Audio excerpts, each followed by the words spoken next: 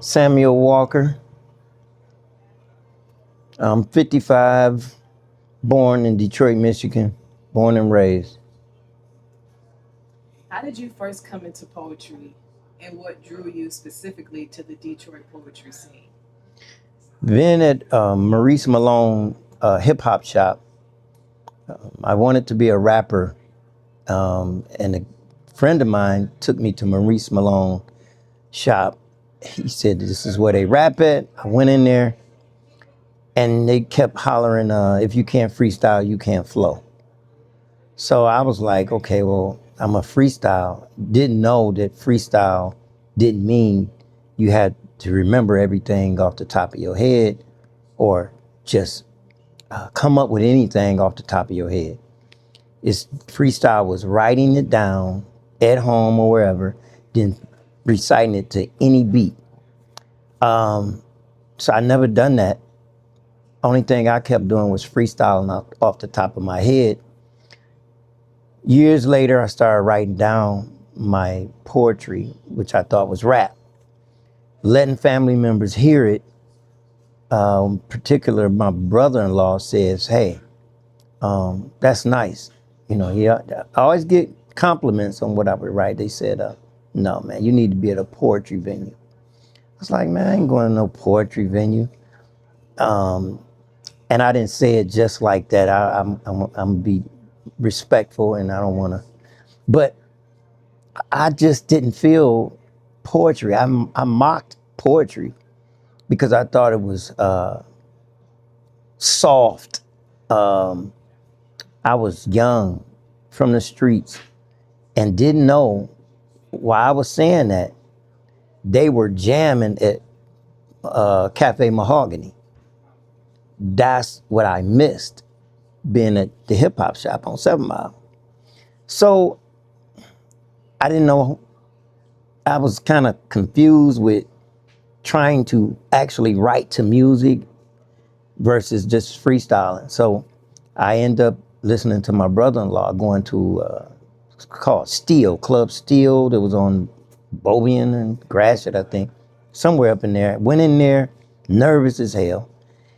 And Sparrow, I didn't know him, but he was there, along with this beautiful sister who let me get on the mic, started reading it off the paper, and she was like, they really rocking with you.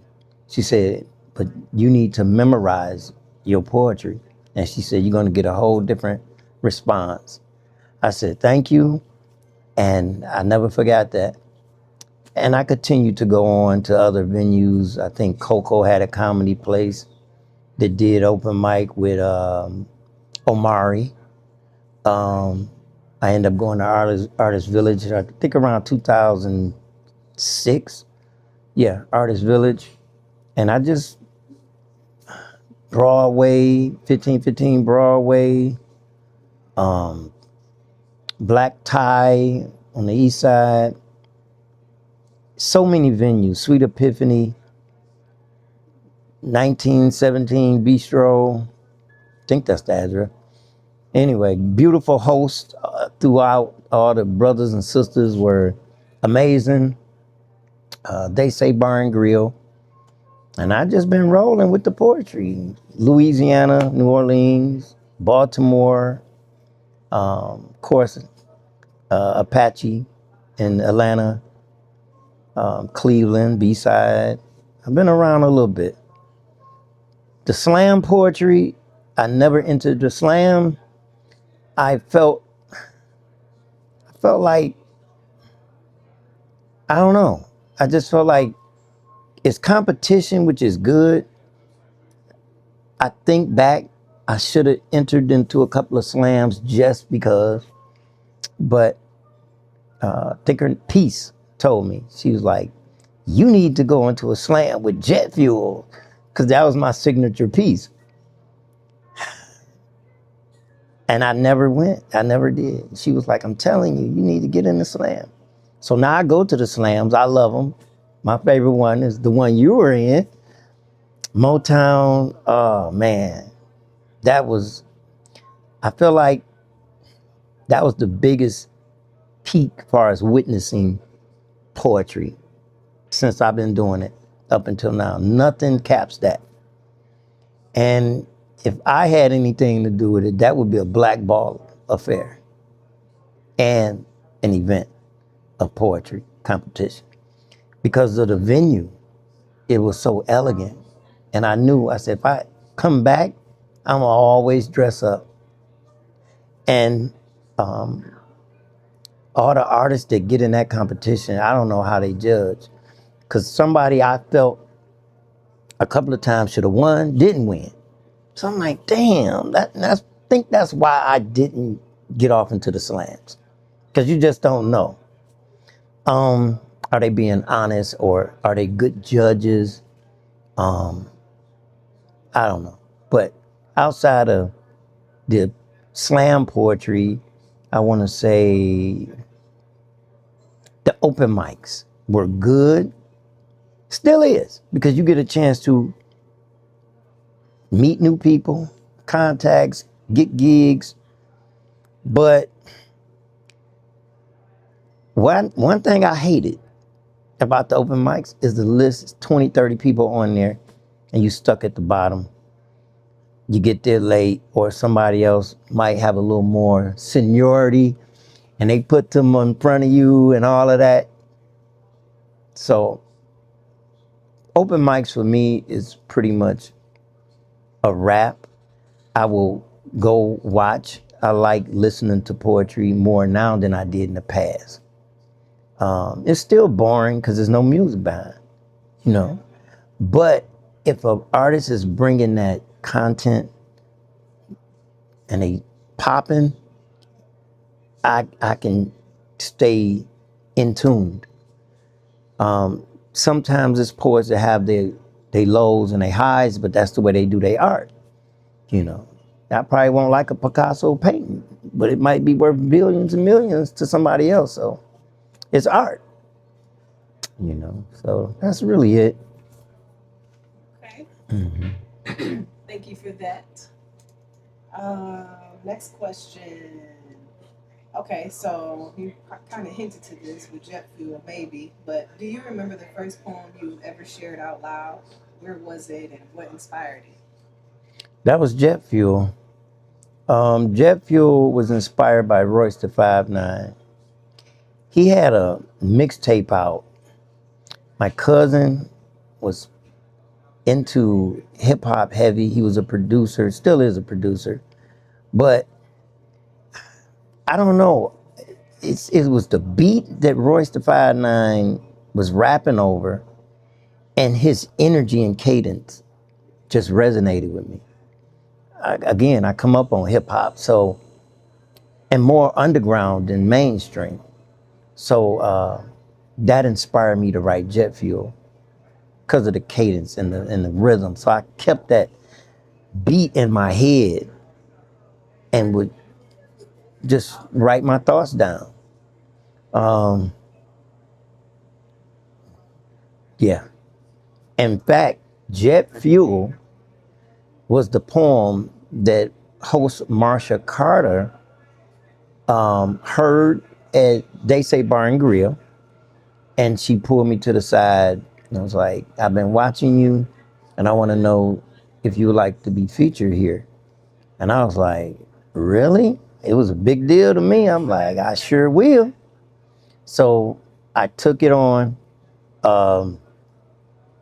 I had this concept of the three-faced poet, which was names people call me, which is Sam, my government name, Sleepy, my childhood nickname.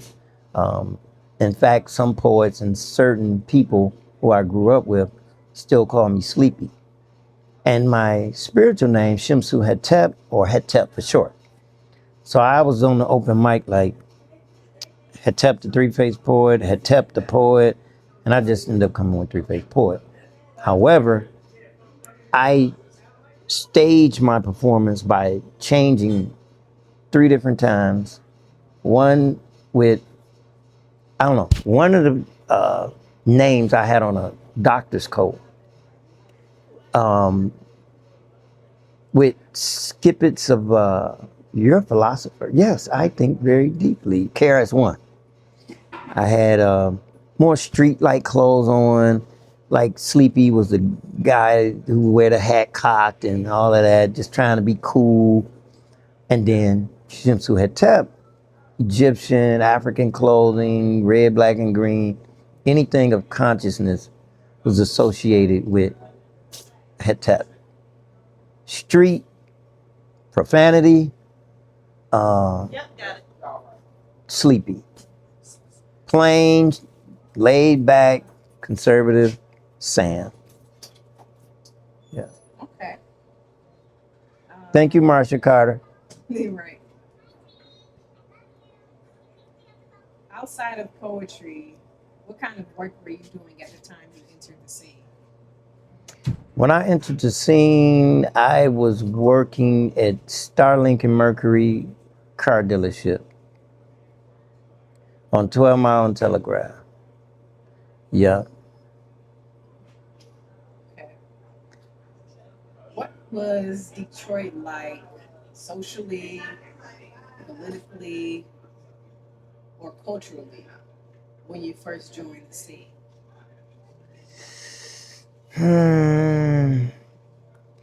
It was grassrooted.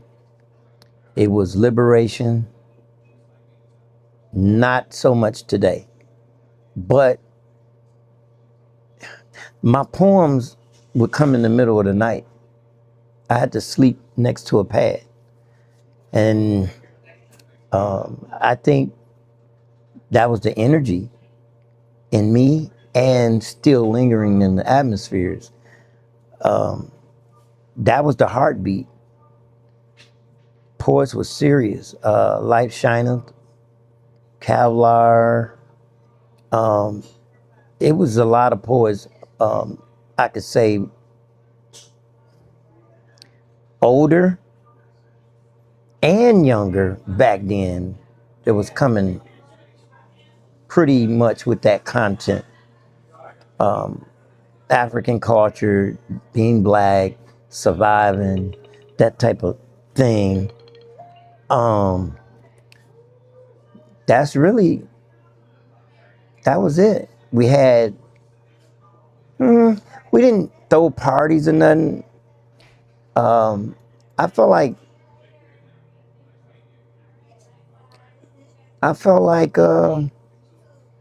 it had a good energy. I looked forward to hitting the open mic. It was no question about it. It didn't matter where, east, west, it didn't matter, you know. Okay. This next section is about spaces, venues, and events. You kind of already hit on those, but anything you want to add, or you can skip. What do you remember about the poetry spaces you came up in? Where were they, and what did they feel like? They were cozy, grass-rooted. They say Bar and Grill was loud as hell. Marsha Carter did a good job with maintaining that side. I don't know how she did it, but when she left, it continued to boom. Different hosts, a couple of different times, but overall, it still was warm, you know. Even though they serving beer and liquor, it's gonna be noisy. But that was my number one for a long time. 1917 Bistro, man, it was different. It wasn't as cozy as they say, but it was still love. It was a lot of love there. It was heavy. That was, I'd say, second best. Artist Village, it's like, it was like theater. You know what I mean? It's in its own category because it was not bar and food. You could bring it in, but it was just no lights, but around the stage it was warm, it was cozy, it was like you was in a movie theater. That sits by itself. I can't compare. That was a different type of venue. Sparrow hosting. Um,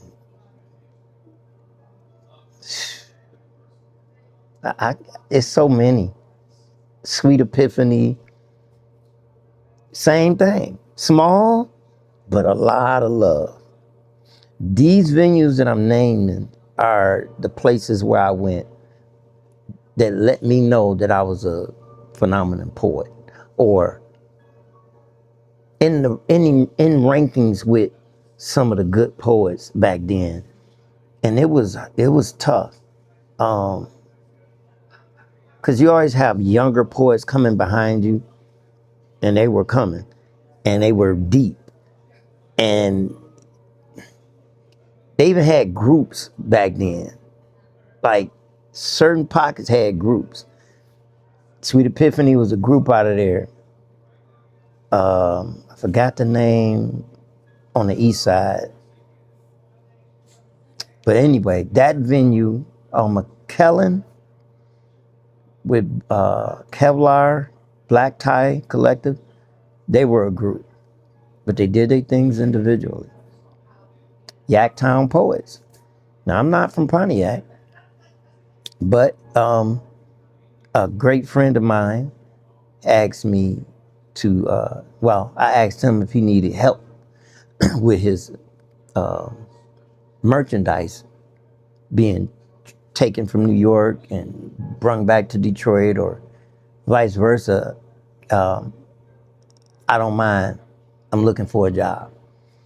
So he was from Mali, Gambia area. I met him at a rental car place on McNichols. Nafara Torre is his name. He sold African materials for a long, long time. And I was coming out of my illegal activities at the time, turning in a van. He was picking up a van, and that's when I asked, what do he do? Because I asked him about the van, how it rolled versus the Chevy and the Ford. And then I asked him, what do we do? And that's when he was saying import and export. So I was like, yeah, give me a call if you gave me a call. I went to work for him, and he knew everybody I knew. We going in and out of town, sometimes together, sometimes by myself. He said, my wife do poetry. I said, really? He said, yeah. And his wife, he told his wife about me, and she ended up calling me and wanted to know if I would be interested in being a part of Yaktown Poets. So that was a good experience, doing poetry in Pontiac. Alley Cat. It was like, they say bar and grill. Even though that's not Detroit, but little brother of Detroit. Anyway, it's a lot of venues. I don't think off the top, Southfield Library, yeah, that was different. Of course, you had to be clean with your poetry, but it puts you in another level of writing, And even to this day, I don't have a lot for the kids and the elders. You know what I mean? Or the church. So I'm kind of limited. So, yeah. Okay. Besides open mics, what other ways did people share or capture poetry back then? CDs. Omari, he had a CD out. That was the first CD I heard with poets. But it was amazing work, unique piece. I don't know what happened. I would think it should still be circulating. I know if it was mine, I would want it to be out right now. But I just was still caught up for a long time with that rap type of mentality. But I connected to that album immediately. Since then, I met a host by the name of One Single Rose, aka Pearl. She has a CD out. Somebody else, I only know a few poets that have had a CD, but yeah. Oh, what you call these? They put their poetry on these little small little cards sometimes. What's his name? Rap Talk. He sells a lot of those when he performs at even erotic poetry shows that we have. So poetry can be cards, you know, holiday cards, whatever. Okay. Thank you for that. I forgot you went on that whole Amari spiel, so I don't even know if I got that, but it's fine. Next question. Are there significant markers, moments, or turning points in the DPS, in the Detroit poetry scene worth mentioning? Um, Other than slam poetry, what stands out to me now is erotic poetry. Um, the first time I heard about erotic poetry was Punani Poets, and somebody had told me about it, and I had never went, but I sing One Single Rose and Caesar Toriano performing down there across from 36th District Court. I forgot the name of that music hall. And they was doing erotic poetry, and it stuck out to me. And I'm like, wow. So that was a turning point for me because I used to make mockery of that as well. Um, it's funny because I was impressed, but I wasn't that type of writer. But I wanted the idea to be produced in Detroit, and I ran it by my cousin, and he was like, "Yeah, that's a good idea. Let's try it." So, BAM Studio on Livernois is another venue people rent out and do poetry events there. But there, we tried to do the erotic poetry show there, but it was not big enough, and we had to relocate to the Artist Village. And that was the big turning point as far as the poetry industry for me. And not knowing there was that many erotic poets out here like that. While the whole time I'm making fun of it like it's a joke, you know.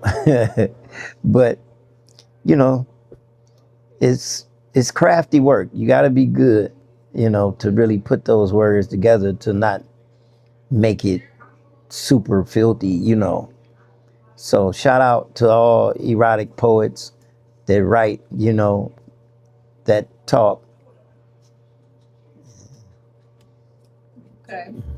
Um,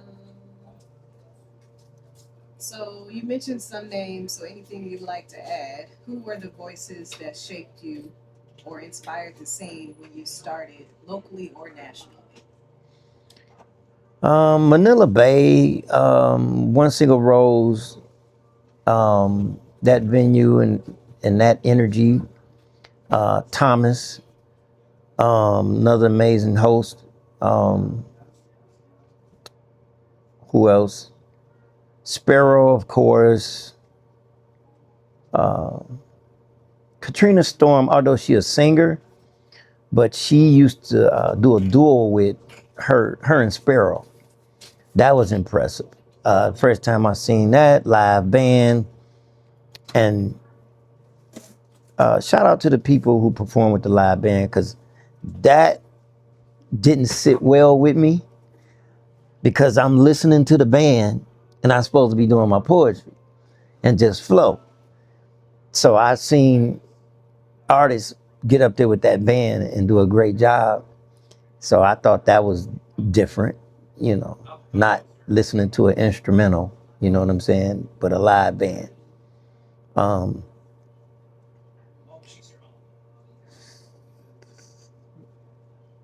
I can't think of Omari, another host. Um,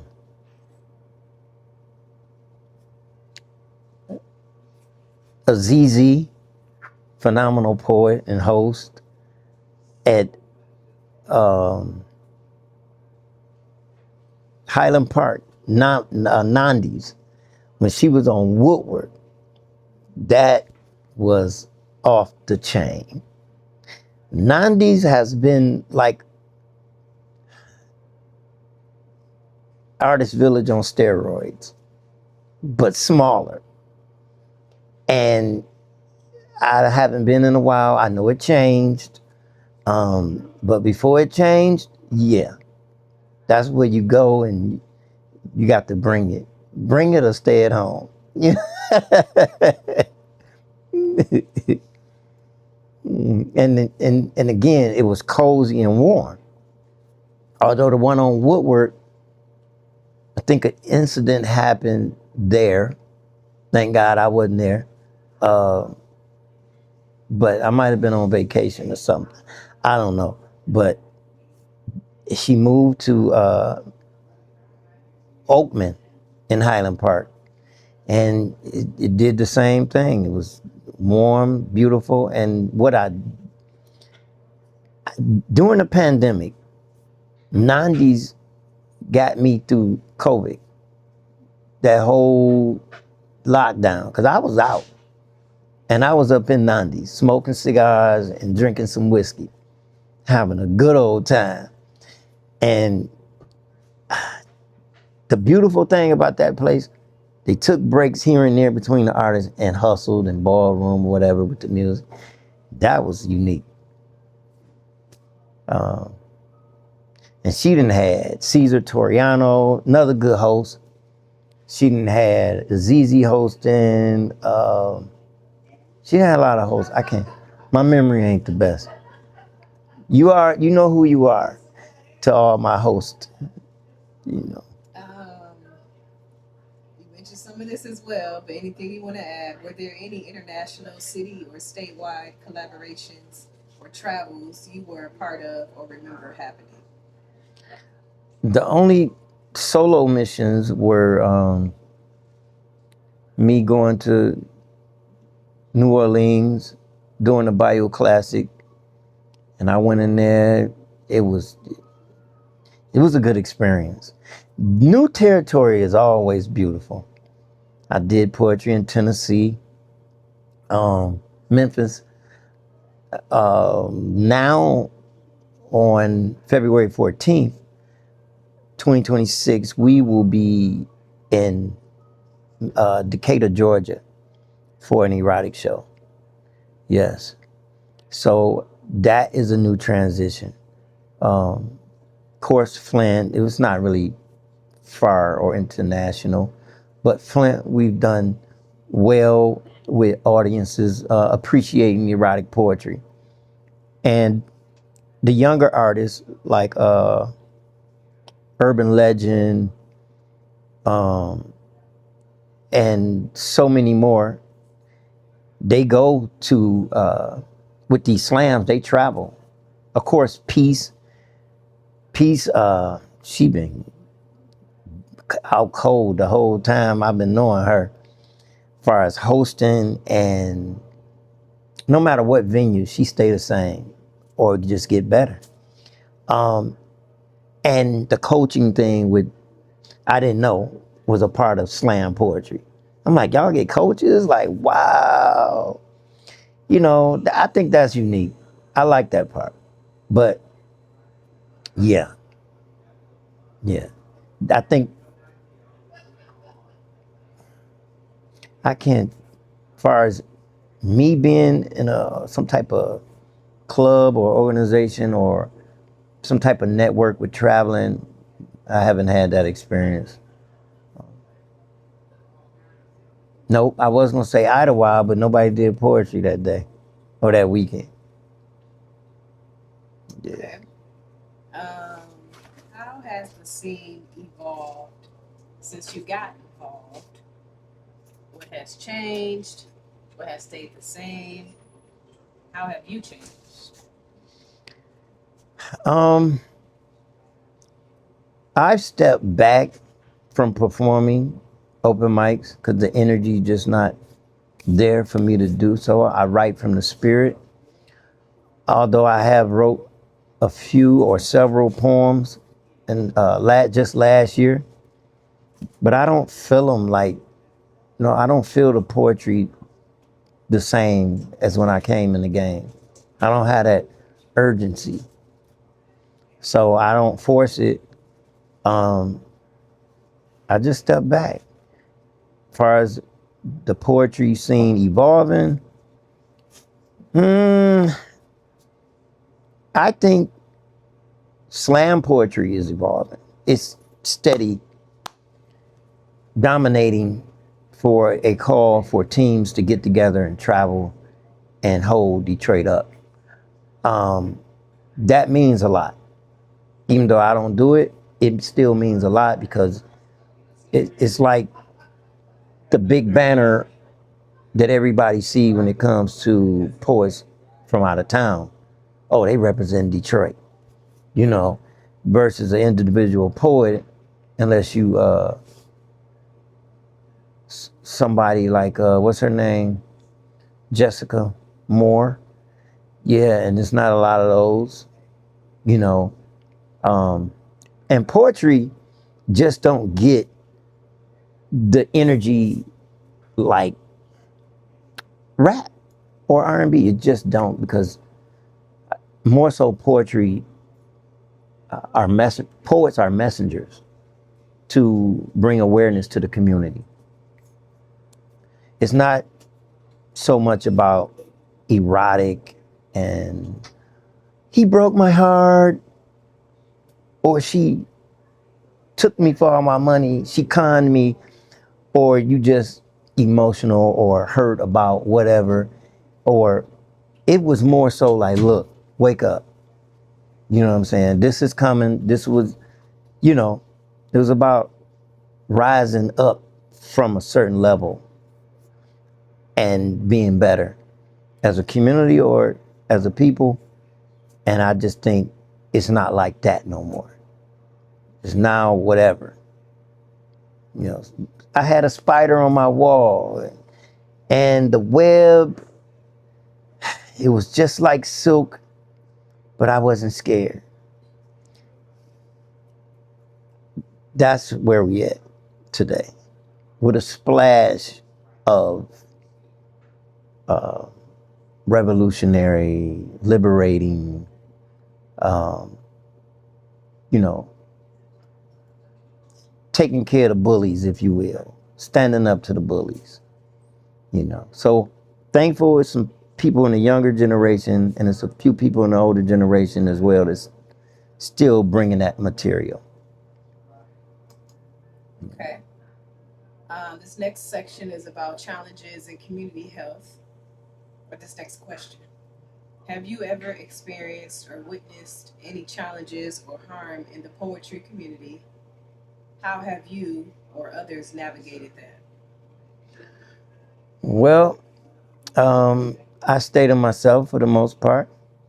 I treat it like a job. I don't mess with coworkers. Don't invite them to dinner unless it's general and open. Like, it's just, I don't know. I'm a loner, you know. I think it's cool in moderation depending on your energy, you know, because it has been some murders involved. I don't know about no suicides that I can remember. Health issues with some of the poets in the past. Yeah, I mean, I forgot the sister name, but it was a sister who married a rapper, and that was hit close to home. You know, it's like, wow. Sometimes you don't care about nothing until it hit your doorstep, you know. So poetry always been mild. I've never seen a fight, although it's been some drama. I'm not gonna sit up here and lie, but nothing crazy other than the one murder and a shooting or something at Nandi's back when she was on Woodward. Outside of that, I've never witnessed a fight. Nobody cussing each other out. Even erotic poetry, 200-300 people, 100 people, never seen an incident. So I can say I always felt safe, even when I was in the streets a little bit. It's always safe at the poetry spot, safer than floods. You know what I'm saying? So it's just be careful, you know, especially now. You know, that's really it. Okay. These two questions I'm gonna circle back around. One was about the photos, flyers, anything that you may have, so I'm gonna circle back around. And then the second one, some people have been just sharing in a moment, but some people are like, yeah, I'm gonna come back around on that. But do you have a poem about Detroit, the scene, or your experience in it that you would like to share or have remembered? Yes, I do have one. And I stopped performing that poem because it's like I got away from long poems and I like short poems because it's easier to remember and people's attention span is not as long no more. So if I can have a minute, maybe a minute and a half, that's comfortable. But 2 minutes, 3 minutes, hell no. No. It's just, I don't feel like I'm excited through the whole poem because it's too long. You know what I mean?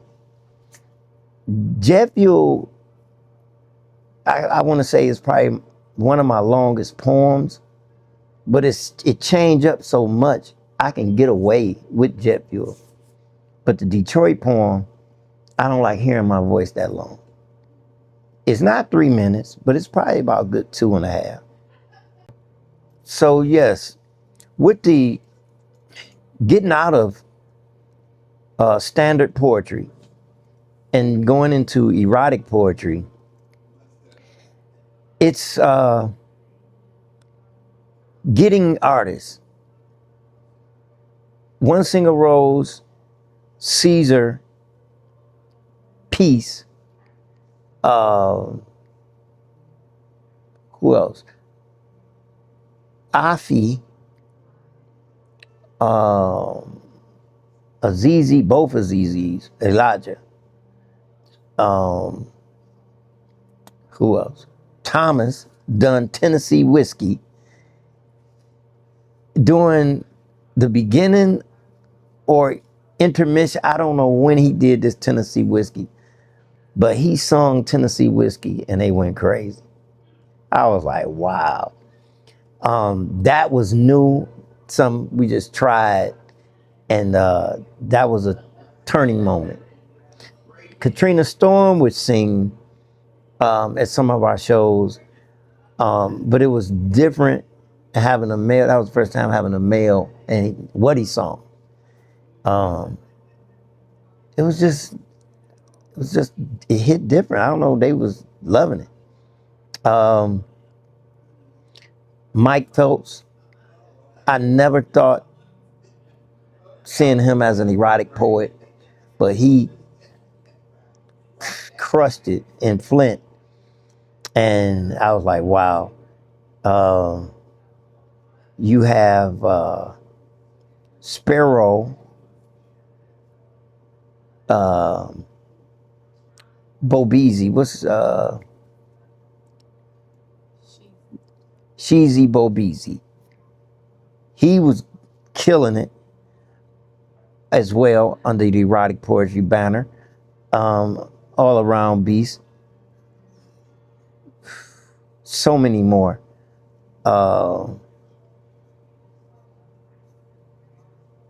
We had J Bell as a comedian. Shout out to the comedians. Josh Adams. Yeah. Mintel. We had Mike Phelps' brother.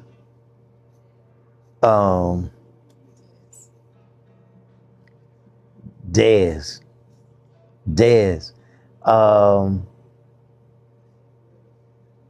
G Smooth did his poem called I think Titties or something like that, and they went crazy.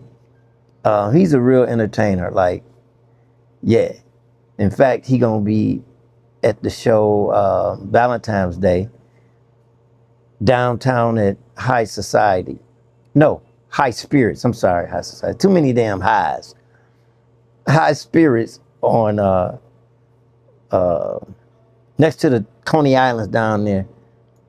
So yeah. I just want to shout out to all the erotic poets who I've worked with in the past and present. Yes, it's not easy.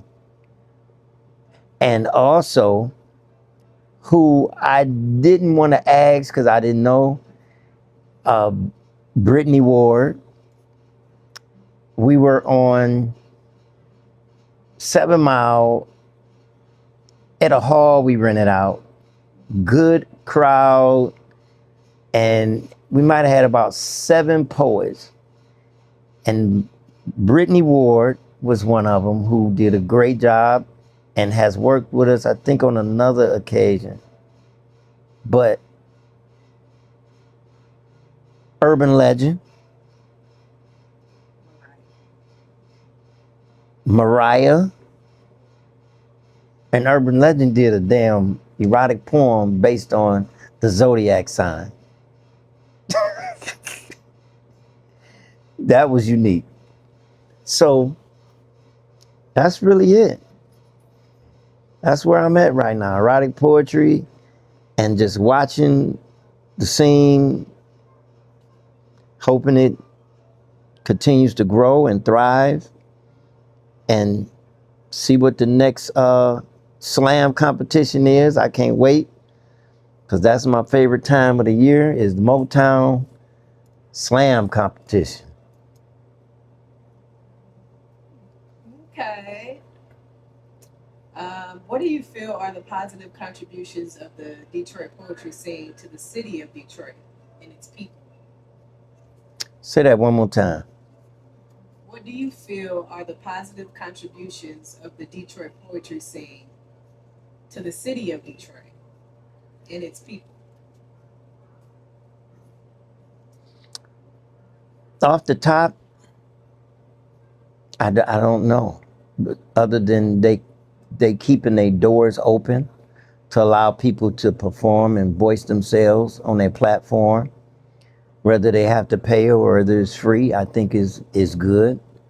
One day at They Say Bar and Grill, a young lady got on the microphone and she spilled out some personal stuff that I don't know how she got the strength to do it, because that was almost like a horror story, and I wouldn't have put my business out like that.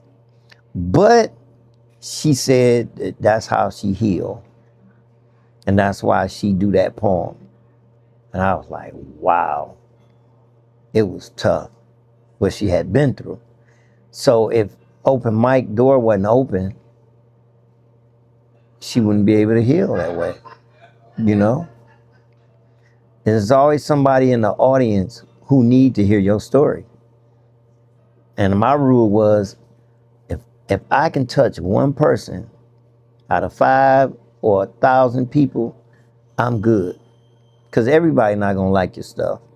Everybody not going to understand it. Some people going to hate. I mean, what's your duty as a poet is your duty.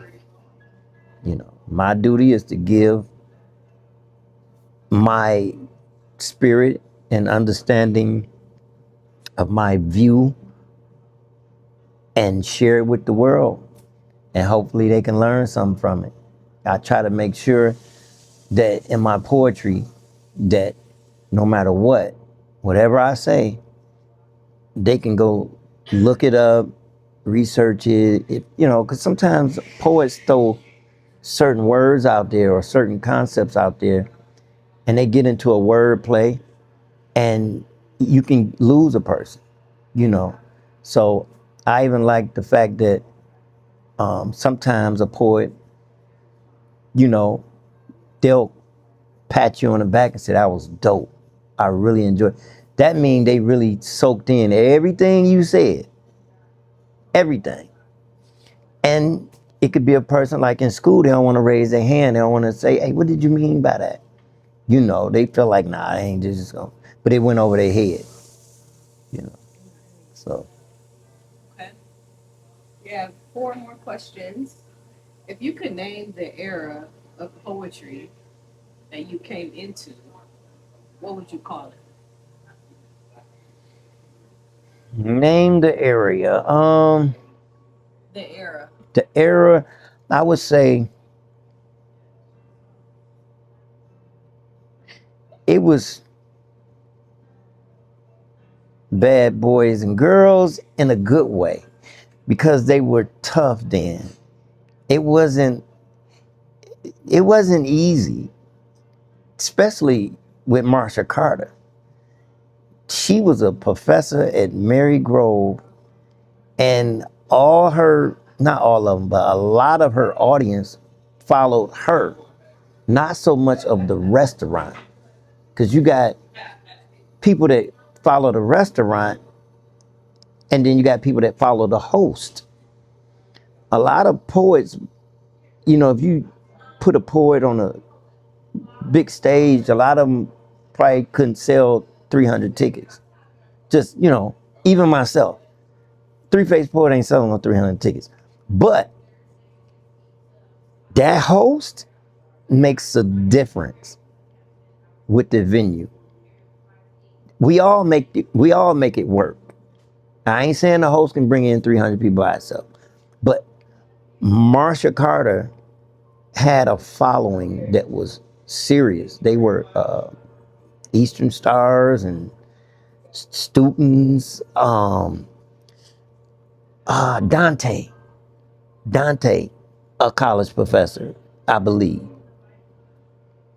Yeah, he was a different writer, a unique writer, and he carried that same type of energy, but he wasn't with the liquor and bar type atmosphere. He was more nothing going on in the background, you know.